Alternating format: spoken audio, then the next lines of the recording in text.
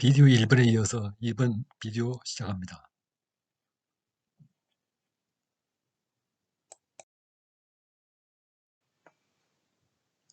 앞서 언급하였지만 오늘 강의할 내용은 원래 지난 시간에 마치려 했는데 비디오 녹화 시간이 늘어져서 불가피 2주차까지 연장되었습니다. 오늘은 지난 시간에 리더십 의미와 리더십 유형의 강의에 이어서 동기부여, 코칭, 그리고 인파워먼트, 즉 권한이임에 대해서 학습할 예정입니다. 동기부여, 코칭 및 인파워먼트는 리더십 개념의 이해에 있어서 핵심적인 내용입니다.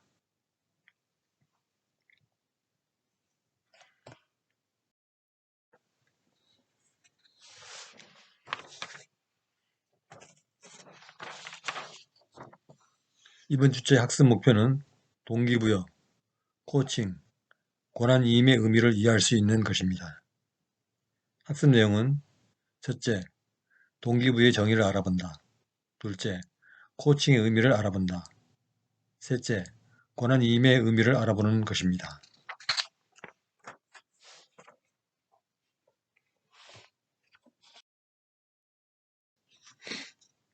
그러면 지난 시간에 이어서 오늘 학습할 분야를 시작하겠습니다. 동기부여, 모티베이션. 동기부여는 리더십의 핵심 개념입니다. 개인이나 조직이 이루고자 하는 성과와 목표의 실현은 동기부여의 직접적인 결과라고 해도 결코 지나치지 않습니다. 팀의 성원으로서 일을 하든, 다른 사람의 지도를 받지 않고 자기 소신껏 일을 하든, 일을 멋지게 처리하도록 자기 자신에게 동기를 부여해야만 좋은 결과를 얻을 수 있습니다. 더군다나 팀의 리더라면 구성원들이 좋은 성과를 내도록 동기부여할 수 있는 능력을 반드시 갖춰야 할 뿐만 아니라 자기 자신에게 동기를 부여할 수 있어야 합니다. 이처럼 동기부여는 개인과 조직의 발전에 매우 중요한 필수 조건입니다. 이번 동기부여 섹션에서는 동기부여의 정의, 동기부여의 방법, 조직에서 효과적인 동기부여 방법에 대해서 학습해 보도록 하겠습니다.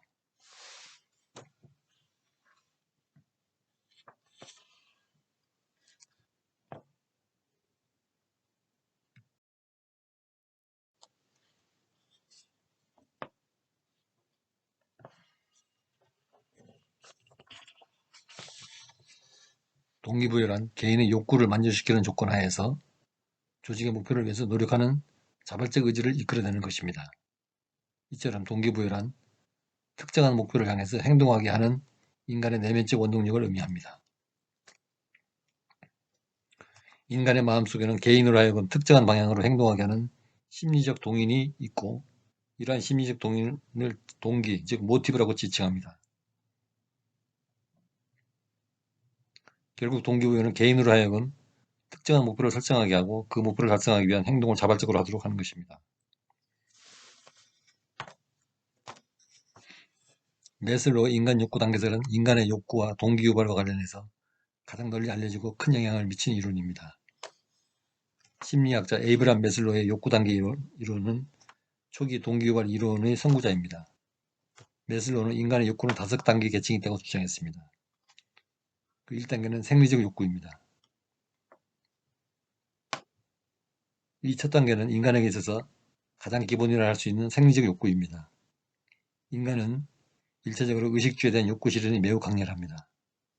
예를 들면 인간은 빵만으로 사는 것은 아니지만 정말로 굶주리고 있는 사람에게 있어서 빵 한 조각이 전부인 것입니다.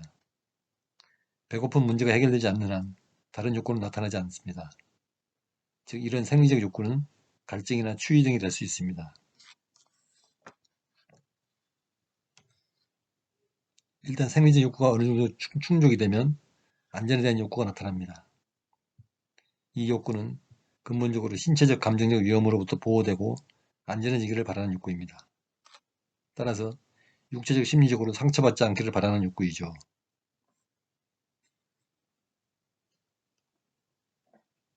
(3단계는) 사회적 욕구입니다. 생리적 욕구와 안전 욕구가 충족이 되면 그 이후 소속감이나 애정 욕구가 지배적으로 나타나게 됩니다. 한마디로 집단을 형성하고 집단 속에 소속되어서 인정받고 싶은 욕구가 생깁니다.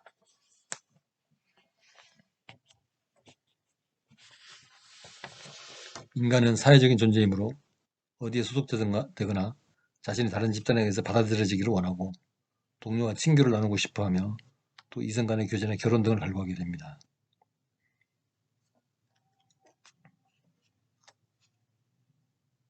존경 욕구. 인간은 어디에 소속하려고 하는 그의 사회적 욕구가 어느 정도 만족되기 시작하면 어느 집단의 단순한 구성원 이상의 존재가 되기를 희망합니다. 이것은 첫째, 내적으로 자기 존중 및 자율성을 성취하려는 욕구. 둘째, 타인으로부터 인정과 존경을 받으며 집단 내에서 어떤 우월적 지위를 확보하려는 욕구가 생깁니다.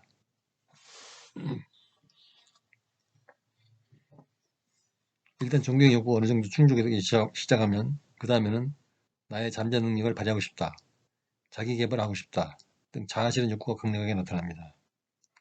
이는 자신이 이룰 수 있는 것 혹은 될 수 있는 것을 성취하려는 욕구입니다. 즉 계속적인 자기 발전을 통하여 성장하고 자신의 잠재력을 극대화하여 자아를 완성시키려는 욕구이죠. 여기서 1단계와 2단계 욕구는 외부적 요인에 따라서 욕구 충족이 이루어진다는 측면에서 하위 욕구라고 칭했고 3, 4, 5단계 욕구는 개인 내부적으로 욕구 충족이 이루어지는 것으로 상위 욕구라고 칭했습니다. 계층 또는 단계라고 표현처럼 위 5단계는 이전 단계가 충족되고 나서 다음 단계에 대한 욕구가 생깁니다. 이미 만족된 욕구는 동기유발에 아무런 영향을 주지 않는다는 것입니다. 메슬로 욕구 단계에서는 이론 자체가 선구적이었고 직관적으로 이해가 되기 쉽기 때문에 광범위하게 퍼졌습니다. 하지만 실증 연구에서는 그의 이론을 뒷받침할 만한 증거가 완벽하게 나타나지는 않았습니다. 인간의 욕구가 과연 메슬로의 주장처럼 5단계로 세분화되어 있느냐도 불확실할 뿐만 아니라 앞 단계가 충족되고 나서야 다음 단계 충족을 위한 동기유발이 된다는 것도 확실하게 증명되지 못했습니다. 그러나 동기유발에 대한 이론의 기초를 제공했기 때문에 여전히 동기유발 이론의 대명사로 언급되는 것이 메슬로 욕구 단계설입니다.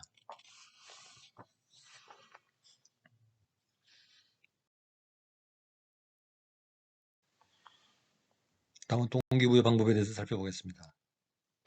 일반적인 동기부여 방법에는 3가지가 있습니다. 첫째, 자극에 의한 동기부여 방법.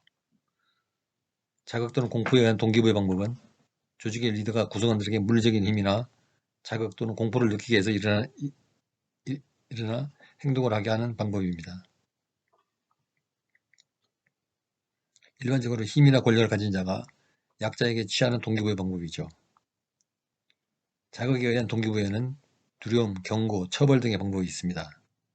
예를 들어 말을 듣지 않으면 반드시 불이익을 주겠다 또는 해를 끼치겠다라든지 이번에 성과를 올리지 못하면 사표를 각오해라 라든지 잘못하면 이렇게 처벌된다는 것을 알아라 이런 등입니다. 자극에 의한 동기부여 장점을 보면 이 방법은 물리적으로 자극을 주거나 고통을 주는 방법으로 좋은 동기부여라고 볼 수는 없지만 중요한 시점의 목표 달성을 위해서 적절히 쓰이기도 합니다. 동기부여 방법 중에 가장 단기적인 효과가 있으며 수동적이고 피동적인 방법입니다. 반면에 단점도 있는데 이 방법은 지속적이고 장기적으로 쓸 수 있는 방법은 아니다. 처벌받는 것이 면역이 되어버리면 동기부여 효과는 오히려 상실될 수 있다는 것입니다. 두 번째, 보상에 대한 동기부여 방법.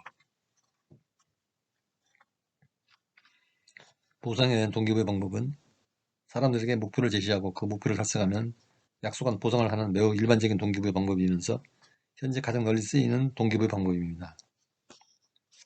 보상에 대한 동기부여는 보너스, 승진, 시상 등의 방법이 있습니다. 예를 들어서 올해 목표를 달성하면 보너스를 100% 늘려주겠다 라든지 이번 일을 완벽하게 처리한 사람은 승진시켜 주겠다 라든지 올해 최고의 판매왕에게는 최고급 승용차를 시상품으로 주겠다 와 같은 것입니다. 보상에 대한 동기부여 장점을 살펴보면 이 방법은 한마디로 당근 효과라고 볼 수 있습니다.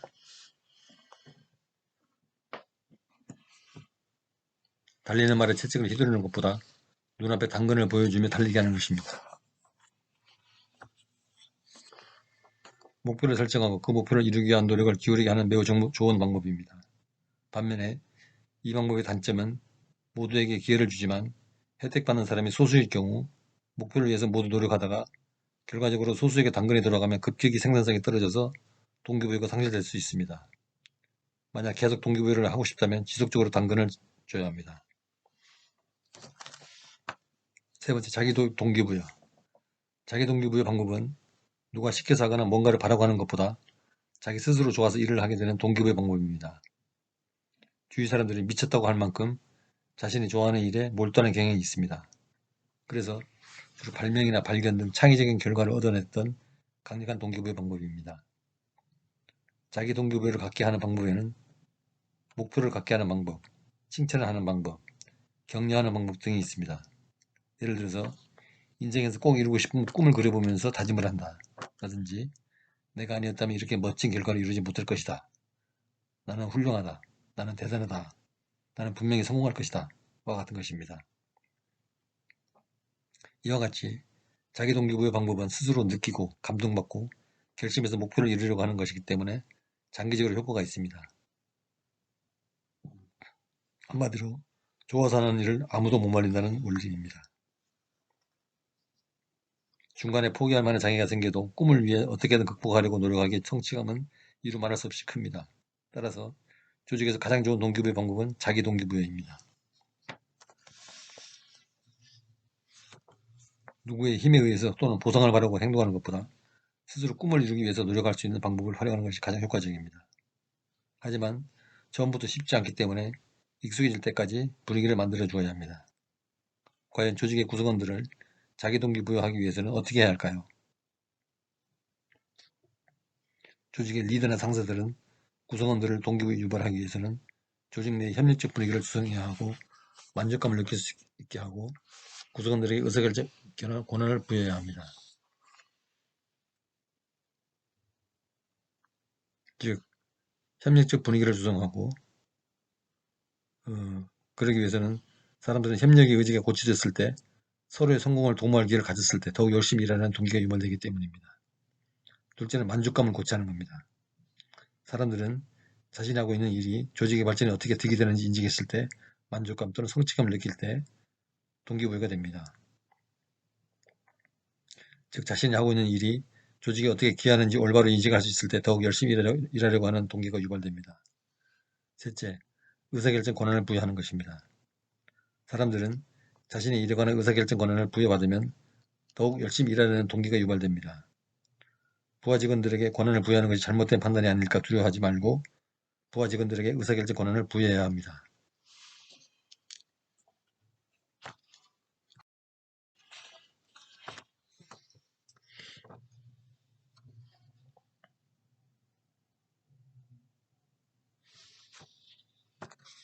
동기부여 세 번째 주제로 조직에서 효과적인 동기부여 방법을 살펴보겠습니다.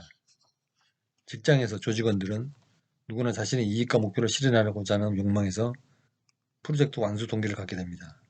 즉, 조직원들은 자신의 욕망, 재미, 성취감, 자존심, 권력, 존경, 인정 등을 실현하고자 업무에 최선을 다하는 것입니다.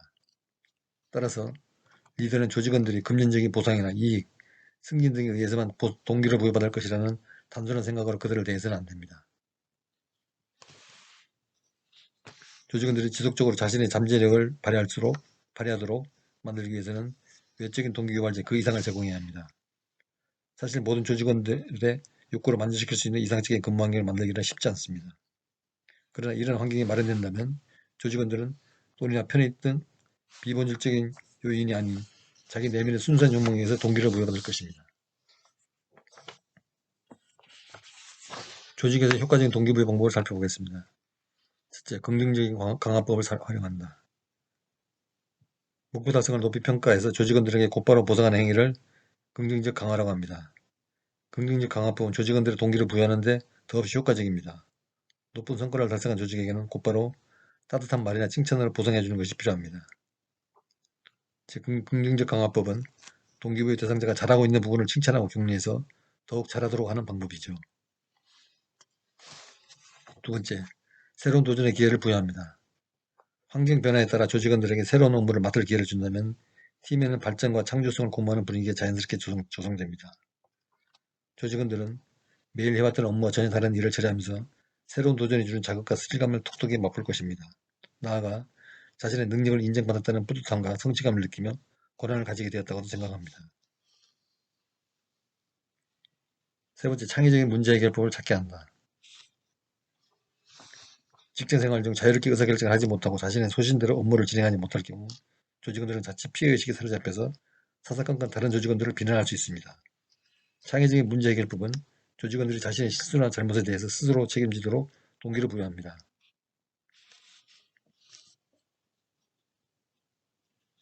넷째, 책임감으로 철저히 무전시킨다. 그 다음에 다섯 번째, 코칭의 방법을 활용한다. 여섯 번째, 변화를 두려워하지 않도록 한다. 일곱 번째, 지속적으로 교육을 제공한다. 이와 같은 방법을 통해서 조직에서 효과적으로 동기부여 방법을 구사할 수 있겠습니다.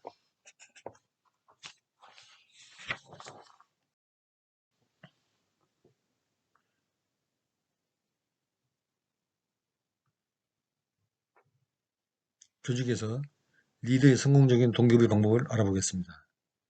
동기부여의 핵심은 조직의 리더가 조직의 구성원들의 마음과 가슴으로 들어가는 것임을 알 수 있습니다. 그러기 위해서는 첫째, 리더는 확실하게 모범을 보여야 합니다. 리더십은 조직의 리더가 모범을 보일 때 발휘됩니다.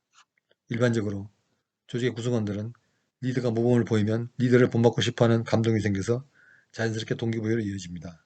그러면 리더는 어떻게 모범을 보일 수 있을까요? 마음으로 리드하세요.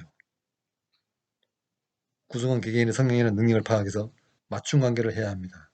아울러 구성원들의 기대나 욕구를 최대한 충족시키기 위해서 더 많은 관심을 보임으로써 자신과 구성원 간의 깊은 신뢰를 형성해야 합니다.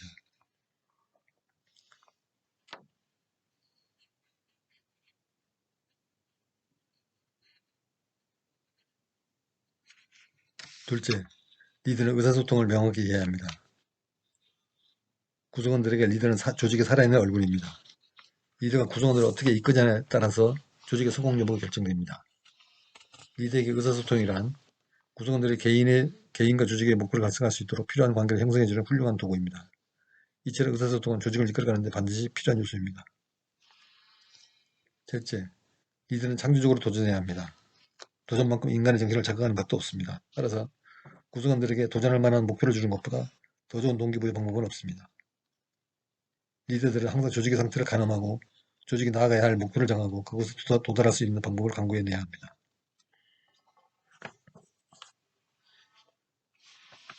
넷째, 리더는 과감하게 권한을 위임해야 합니다.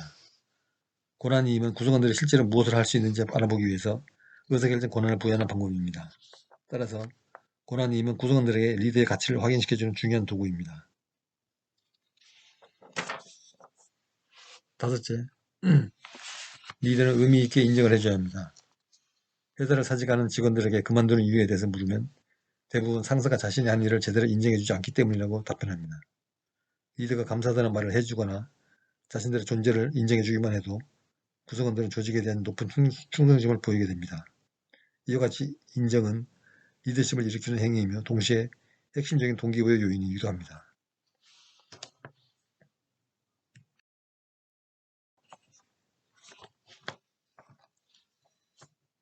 다음은 리더십 일반이론 네 번째 큰 주제로 코칭에 대해서 학습합니다. 코칭이란 지도하여 가르치는 행위를 의미하며 스포츠 분야에서 많이 사용되기 시작했습니다. 코칭은 구성원 개개인의 목표를 성취할 수 있도록 자신감과 의욕을 고취시키고 실력과 잠재력을 최대한 발휘할 수 있도록 돕는 활동을 말합니다.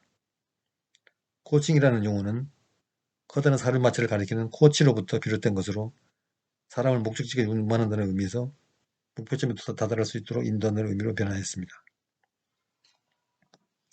풍부한 경험과 지식으로 지표를 제시해주는 멘토링이나 지식을 전달해주는 티칭, 상담과 조언을 해주는 카운슬링과 달리 코칭은 계약관계를 맺어지고 개인의 변화와 발전을 지원하는 수평적이고 협력적인 파트너십에 중점을 둡니다. 따라서 코칭은 성취를 이루려는 개인과 적극적으로 의사소통을 하고 동기부여와 믿음을 심어주며 스스로 문제점을 찾아 해결할 수 있도록 도와주는 일이라고 할 수 있습니다. 이와 같이 코칭은 학습자 행동의 변화를 유발하며 학습자가 능력이나 지식을 가지고 있음에도 성과가 떨어질 때 이를 다시 상승할 수 있게 해주는 매우 유용한 방법입니다. 코칭은 조직의 지속적인 성장과 성공을 만들어내는 리더의 능력이므로 코칭 활동은 직원들의 능력을 신뢰하며 확신하고 있다는 사실에 기초합니다. 이와 같은 코칭의 과정은 첫째, 직원들에게 질문을 던지는 한편 직원들의 의견을 적극적으로 경청하고, 둘째, 필요한 지원을 아끼지 않아 생산성을 높이고 기술 수준을 발전시키며, 셋째, 자기 양성을 도모하는 직원들에게 도움을 주고 업무에 대한 만족감을 높이는 과정이라고 할 수 있습니다.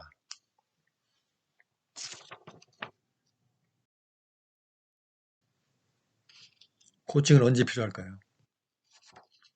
코칭은 의사소통 과정의 모든 단계에서 활용할 수 있습니다. 직원들과 함께 의견을 나누고 공유하게 함으로써 효과적인 해결책과 빠른 성과를 이끌어냅니다. 코칭 기술의 특징을 살펴보면, 첫째, 판매량을 증가시키면서 동시에 품질이 뛰어난 제품을 생산하도록 팀에 동기를 부여하고 구성원들의 사기를 드높입니다. 둘째, 시간이 지날수록 코칭은 모든 사람을 팀에 관여하도록 하고 프로젝트 또는 업무를 훌륭하게 수행하도록 하는 데 기여합니다. 셋째, 업무의 실수나 비효율적인 방법을 사전에 파악해서 개선함으로써 성과를 높이고 직원들 간의 관계를 돈독하게 할 뿐 아니라 개개인의 강한 자신감과 자긍심을 갖도록 이끌어줍니다.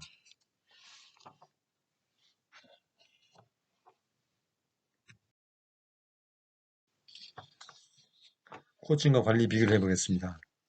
코칭은 조직을 단순하게 관리하는 것이 아니라 코칭과 관리는 대표적인 의사소통 도구이나 이 둘은 전혀 다른 접근법을 특징으로 합니다.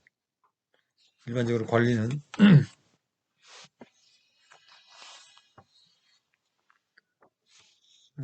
관리자가 구성원들에게 지식이나 정보를 하달하며 업무 지시 등을 합니다. 그리고 관리자가 팀의 의사결정 권한을 가지고 구성원을 통제합니다. 반면에 코칭은 팀과 구성원을 이끌어주고 영향을 미치는 데 우선적으로 중점을 둡니다. 그래서 지시 또는 지침보다는 구성원들과 질문과 논의를 통해서 팀을 이끌어갑니다. 또한 구성원들을 통제하기보다는 경청과 지원을 통해서 팀의 발전과 좋은 결과를 이끌어냅니다.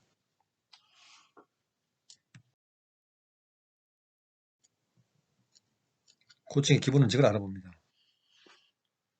코칭의 기본 원칙은 4가지가 있다고 알려져 있는데, 첫째로 원활한 의사소통을 합니다.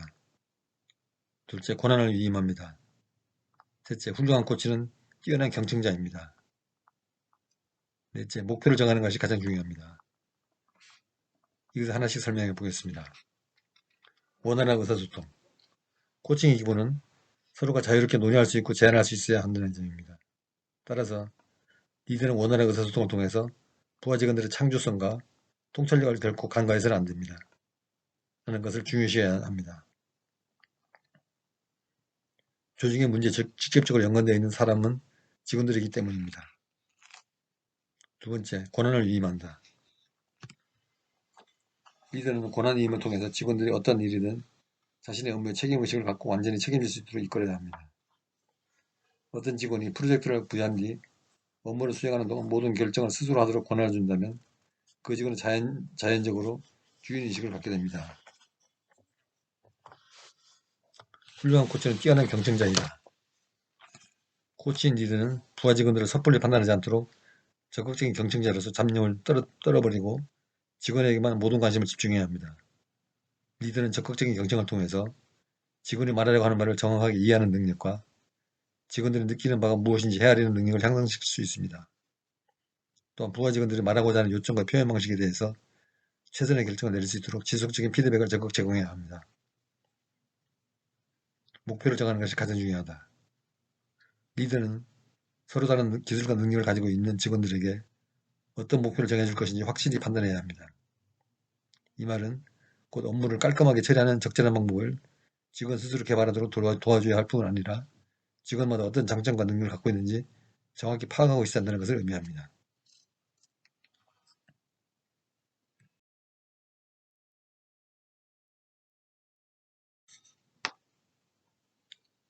다음은 코칭의 진행 과정을 알아봅니다. 코칭 과정을 준비할 경우 어떤 활동을 다룰 것이며 시간은 어느 정도 소요할 것인지에 대해서 직원들에게 구체적으로 명확히 밝히는 것입니다. 지나치게 많은 지시와 정보로 직원들을 압도하는 일이 없도록 하고 질문과 피드백에 충분한 시간을 할애합니다. 코칭의 구체적인 과정을 살펴보면 다음과 같습니다. 시간을 명확히 알린다. 목표를 확실히 밝힌다. 핵심적인 질문으로 효과를 높인다. 적극적으로 경청한다. 반응을 이해하고 인정한다.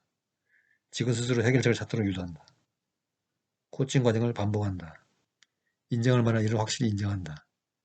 결과에 대한 후속 작업에 집중한다. 여기서 한 가지 중요한 사항으로 적극적으로 경청한다는 의미를 살펴보면 이야기를 집중해서 듣고 중요한 사항은 메모를 해서 거기에 대한 그 의견을 제시하거나 또는 잘 기억하는 것입니다.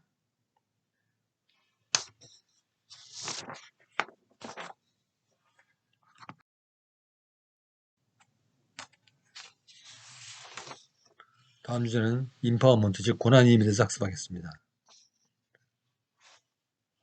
인파워먼트란 조직 구성원들을 신뢰하고 그들의 잠재력을 믿으며 그 잠재력 개발을 통해서 효율성이 높은 조직이 되도록 일정 부분 권한을 위임하는 일련의 행위로 정의할 수 있습니다.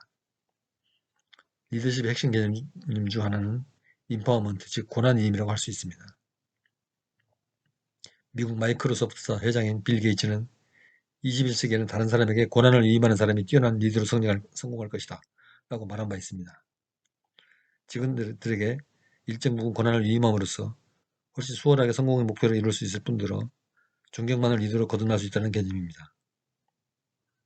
직원들은 자신의 능력을 인정받아 권한을 위임받았다고 인식하는 순간부터 업무 효율성이 높아지게 되는데 안타까운 점은 많은 리더들이 직원들에게 권한을 위임하지 않는다는 것입니다.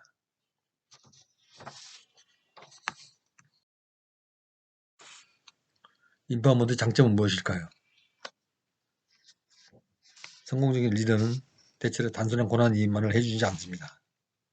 그들은 조직 내부의 권한 위임이 잘 정착되어 있어 조직이 성장할 수 있는 여건까지 조성합니다. 리더와 조직 구성원 모두에 의해서 인파워먼트가 일어날 수 있는 문화가 조성되면 인파워먼트는 조직의 모든 사람들로부터 시너지화되고 창조적인 에너지를 끌어냅니다. 따라서 조직에서 권한 위임이 잘 이루어지면 조직의 생산성이 향상되고 조직의 구성원들에게 좋은 기회에 대한 큰 기대를 하게 되고 발전적이고 성공적인 조직을 만들 수 있게 됩니다. 이처럼 권한 위임이 잘 이루어져서 효율성이 높은 조직이 되면 구성원들에게 다음과 같은 이치가 나타납니다. 나는 매우 중요한 일을 하고 있으며 이 일은 다른 사람이 하는 일보다 훨씬 중요한 일이다. 이 일의 과정과 결과에 나의 영향력이 크게 작용했다. 나는 정말 도전하고 있고 나는 계속해서 성장하고 있다. 우리 조직에서는 아이디어가 존중되고 있다. 내가 하는 일은 항상 재미가 있다. 우리 조직의 구성원은 매우 대단한 사람들이며 다같이 협력해서 좋은 성과를 내고 있다 라고 생각을 하게 된다는 것입니다.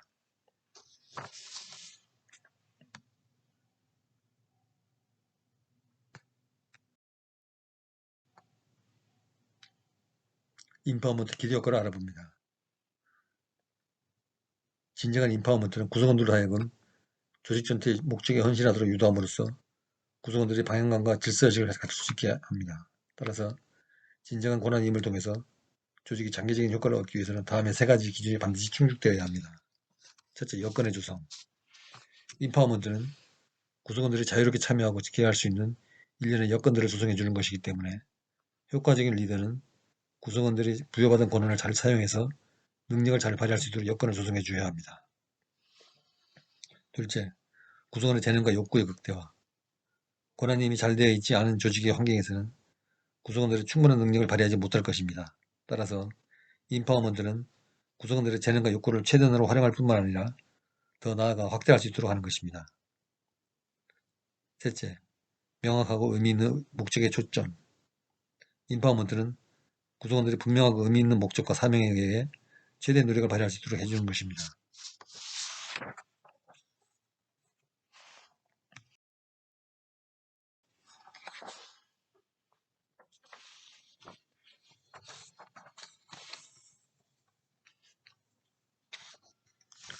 높은 성과를 내는 인파워먼트 환경 여건을 살펴봅니다. 효과적인 리더는 각 사람들의 능력을 발휘할 수 있도록 조직 내 인파워먼트 여건을 창출하려 합니다. 인파워먼트가 잘 되지 않는 환경에서는 많은 경우에 사람들의 능력이 발휘되지 못할 것입니다. 이러한 인파워먼트 여건들은 사람들을 성장하게 하고 사람들의 의미 있는 목적을 성취하기 위해서 그들이 가진 잠재력과 창의성을 최대한 발휘하게 하고 이해 당사자의 욕구를 충족시키거나 능가하기까지 합니다.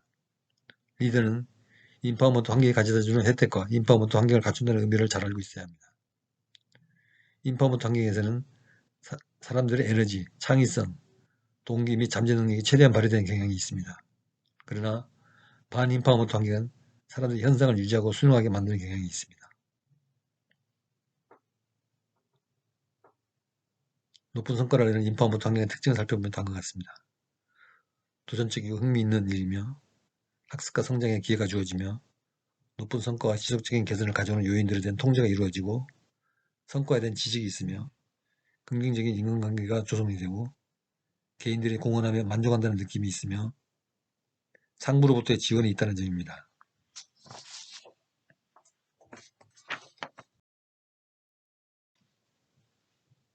그러면 인파워먼트 장애 요인은 어떤 것이 있을까요? 리더는 인파워먼트 장애 환경을 조성하는 데 장애가 되는 요인에 대해서 미리 알고 대처할 수 있어야 하는데 4가지 차원의 장애 요인을 살펴볼 수 있습니다. 첫째는 개인 차원입니다. 이것은 주어진 일을 해내는 역량의 결여, 동기의 결여, 결의의 부족, 책임감 부족, 의존성 등입니다. 두 번째로 대인 차원입니다. 이것은 다른 사람과의 성실성 결여, 약속 불이행, 성과를 제한하는 조직의 규범, 갈등 처리 능력 부족, 승패의 태도 등입니다. 다음은 관리 차원입니다. 관리 차원은 통제적 리더십 스타일, 효과적 리더십의 발휘 능력 결여, 경험 부족, 정책 및 기획의 실행 능력 결여, 비전의 효과적인 전달 능력 결여 등입니다. 조직 차원의 장애 요인은 공감대 형성이 없는 구조와 시스템, 제한된 정책과 절차 등을 말합니다.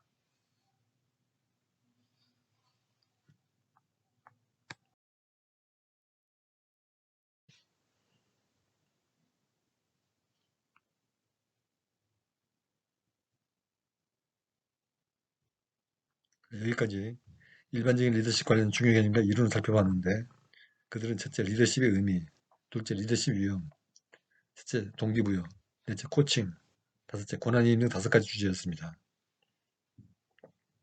이 주제를 통해서 리더십의 의미와 관련해서 수반되는 중요한 개념을 학습하고 리더십의 의미에 대해서 한글을 내리는 시간을 가졌습니다.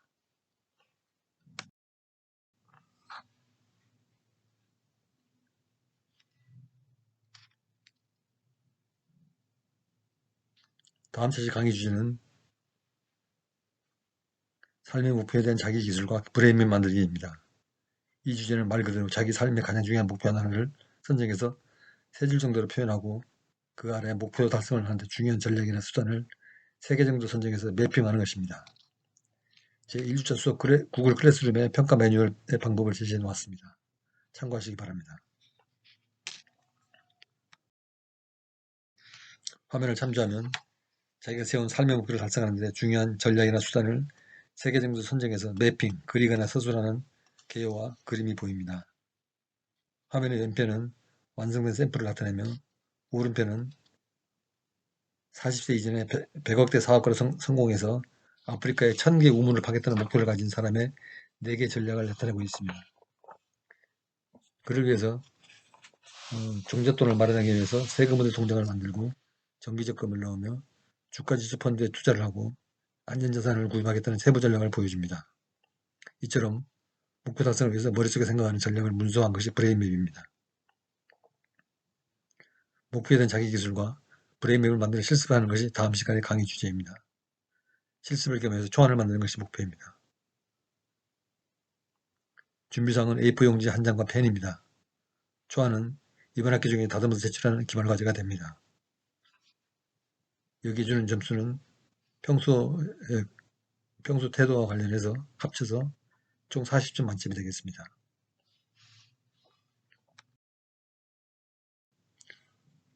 지금부터 오늘 학습하는 리더십 일반 이론 중에서 중요하다고 여겨지는 주제를 문제화해서 제시하겠습니다. 이 문제에 대해서 오늘 한번 읽고 넘어가고 다음 시간 초반에 복습을 겸해서 풀어보도록 하겠습니다. 문제 정답은 이 PPT 내용 중에 다 있으므로 정답을 찾아보도록 하십시오. 이 문제는 중간고사 대비 문제은행을 활용할 예정이니 관심을 두고 학습해 주시기 바랍니다.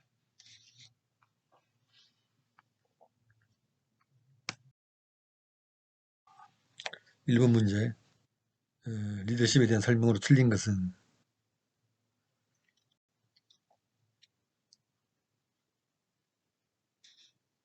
2번을 보면은 리더십은 지도자와 구성원의 관계이므로 리더의 행동 성향과 조직의 상황이라는 다양한 요소가 함수관계로 나타낼 수 없다. 이렇게 되어 있는데 다양한 행동 성향과 조직의 상황이라는 다양한 요소의 함수관계로 나타낼 수 있습니다.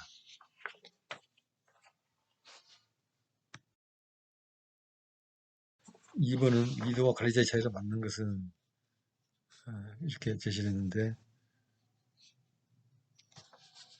정답이 아마 두 개가 나올 수 있을 것 같습니다.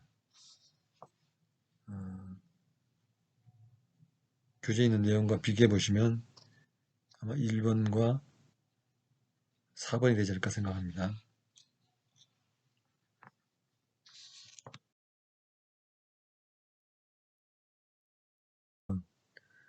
민주적 리더십의 유형과 관련이 없는 것은 네 번째 질문 금지. 이거는 권위형 리더십의 유형이죠.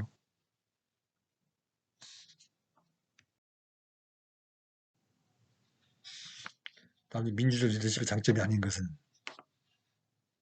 1번은 단점을 얘기한 것이죠. 의견 수렴에 자칫 많은 시간이 걸릴 수 있기 때문에 긴급한 결정을 할 경우에 어려움이 있습니다. 이건 단점입니다. 장점이 아니죠.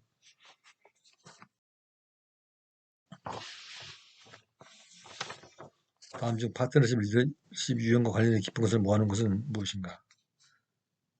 이건 평등, 집단의 비전, 책임을 공유하는 파트너십 유형을 말하는 것이죠.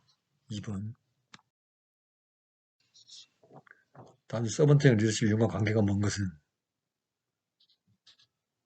여기서 3번을 보면은 카리스마라고 되어 있는데 카리스마는 변형적 리더십의 유형이죠. 7번 문제입니다. 다음 중 서번트형 리더십 특징이라고 할 수 없는 것은 5번의 거부권은 민주형 리더십에서 나오는 특징이죠.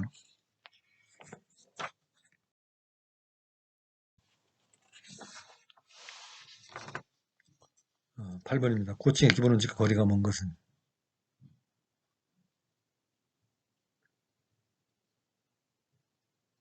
5번에 보면 코칭 과정은 단 한 번으로 충분하면 반복할 필요가 없다고 되어 있는데 코칭은 반복하도록 해야 하는 것입니다.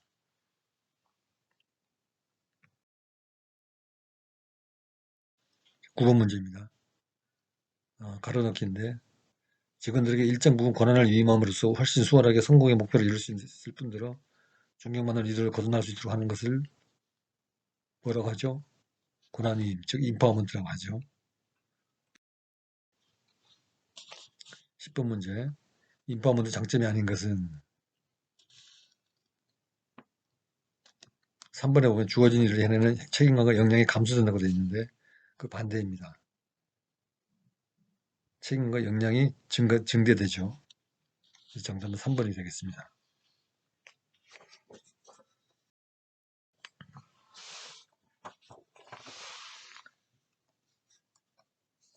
제2주제 학습 내용을 정리하겠습니다. 오늘은 리더십과 관련된 중요한 개념으로 동기부여, 코치, 권한임 세 가지를 학습했습니다. 동기부여는 개인의 욕구를 만족시키는 조건 하에서 조직의 목표를 위해서 노력하는 자발적 의지를 이끌어내는 것을 말합니다. 코칭은 구성원 개개인의 목표를 성취할 수 있도록 자신감과 의욕을 고취시키고 실력과 잠재력을 최대한 발휘할 수 있도록 돕는 것을 말합니다. 권한임은 조직 구성원들을 신뢰하고 그들의 잠재력을 믿으며 그 잠재력의 개발을 통해서 효율성이 높은 조직이 되도록 일정 부분 권한을 위임하는 일련의 행위임을 학습했습니다.